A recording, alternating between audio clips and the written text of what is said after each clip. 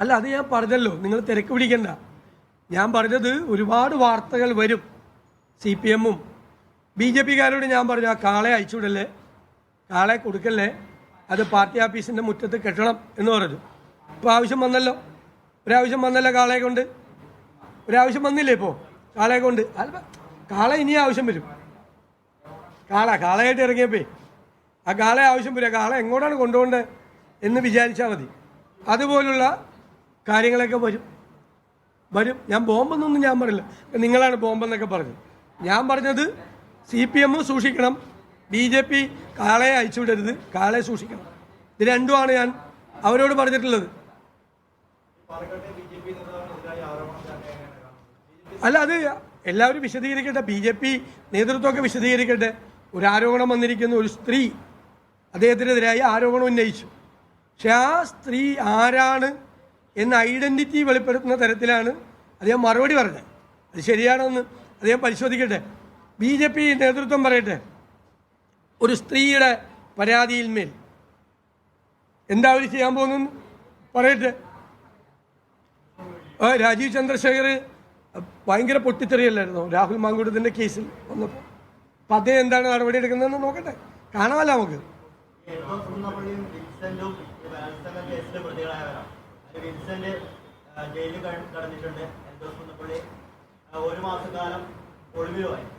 നിങ്ങൾക്ക് അതൊന്നും, അത് അങ്ങനത്തെ കേസല്ല.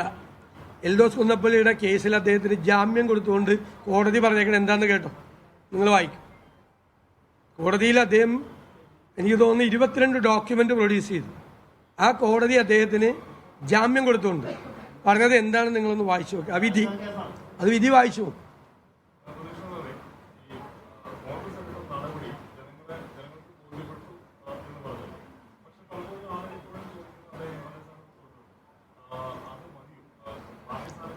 അല്ല, അതൊക്കെ ഞങ്ങൾ കൃത്യമായിട്ട് വിശദീകരണം നൽകിയതാണ്.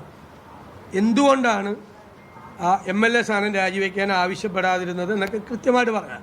ഇനി അതിൽ ചർച്ചയില്ല, ക്ലിയർ ആയിട്ട് പറയാം. ഇനി അതിലൊരു ചർച്ചയില്ല.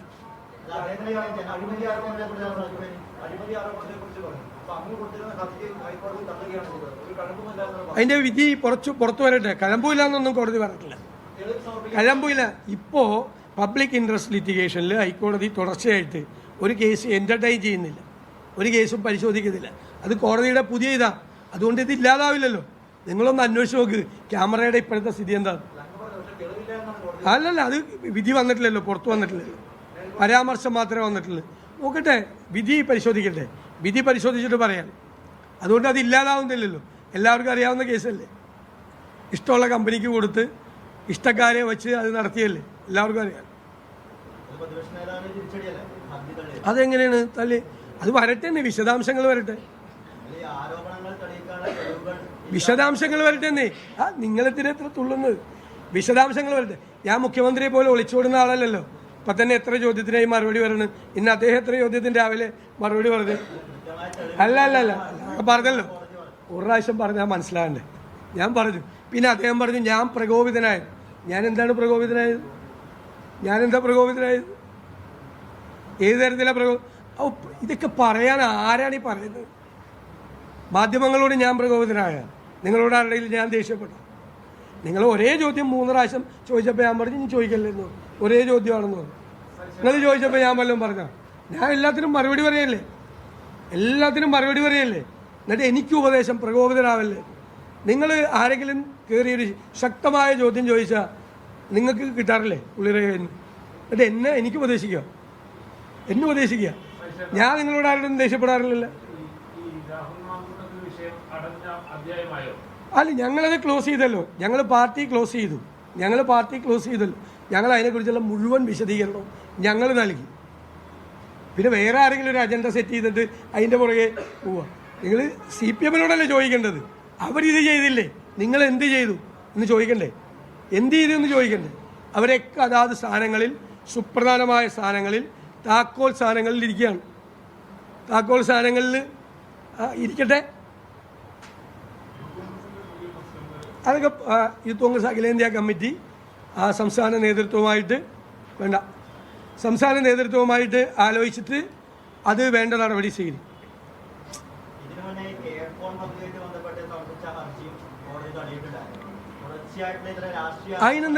അതിനെന്താ കോടതി, ഞാൻ പറഞ്ഞില്ലേ, കോടതി പബ്ലിക് ഇൻട്രസ്റ്റ് ലിറ്റിഗേഷന് ഇപ്പൊ പരിഗണിക്കുന്നില്ല. പണ്ട് കോടതി, ഹൈക്കോടതി ഗൗരവമായി പരിഗണിക്കുകയായിരുന്നു. ഇപ്പോഴത്തെ ഹൈക്കോടതിയുടെ ആറ്റിറ്റ്യൂഡ് അതാണ്. മനസ്സിലായി, അവരത് പരിഗണിക്കുന്നില്ല. അവരത് വേറെ ബോഡിയിൽ പോകണം എന്നുള്ള ലൈനിലാണ് പോകുന്നത്. നമുക്ക് എന്ത് ചെയ്യാൻ പറ്റും? മാത്രമല്ല, ഇതുപോലത്തെ ഒരു കേസ് കൊടുത്തിട്ട് എത്ര നാളാണ് ഇത് പെൻഡിങ് ഇടുന്നത്? ഒരു താല്പര്യമില്ല കോടതിക്ക്, താല്പര്യമില്ല അത് പരിശോധിക്കാൻ, ഒരു താല്പര്യമില്ല കോടതിക്ക്. അല്ല, അതൊക്കെ നോക്കിയാൽ മതി. നല്ല ഫയലാണ്, അത് നോക്കിയാൽ മതി, വായിച്ചാണല്ല അതായിരിക്കും അങ്ങനെ പറഞ്ഞത്. അത് നല്ല തെളിവുകളാണ്, എല്ലാ എവിഡൻസും കോടതിയിൽ ഹാജരാക്കിയിട്ടുണ്ട്. ഓരോ കോടതിയുടെ പ്രശ്നമല്ലേ, ഒന്നും അവസാന വാക്കല്ലല്ലോ, വായിച്ചു നോക്കി കാണത്തില്ല മുഴുവൻ.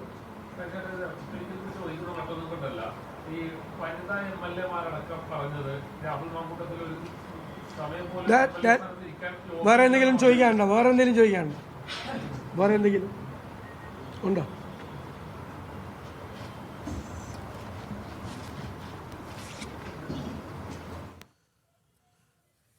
മുഖ്യമന്ത്രി നേരത്തെ നടത്തിയ വാർത്താ സമ്മേളനത്തിലുള്ള മറുപടിയാണ് വി.ഡി. സതീശൻ ഇപ്പോൾ നടത്തിയത്. ബലാത്സംഗമടക്കം ലൈംഗിക അപവാദ കേസുകളിൽ അകപ്പെട്ട പ്രതികളെയാണ് മുഖ്യമന്ത്രി കൂടെ സംരക്ഷിച്ച് നിർത്തുന്നത്. അന്തസ്സുണ്ടെങ്കിൽ അവരെ ആദ്യം പിടിച്ചു പുറത്താക്കട്ടെ എന്ന് വി.ഡി. സതീശൻ പറയുന്നു. കോൺഗ്രസ്സുകാരെ നന്നാക്കാൻ ഇറങ്ങുന്നതിന് മുമ്പ് പോയി സ്വയം കണ്ണാടിയിൽ നോക്കുന്നത് നന്നാകും എന്നുകൂടി പറഞ്ഞു വയ്ക്കുന്നു സതീശൻ.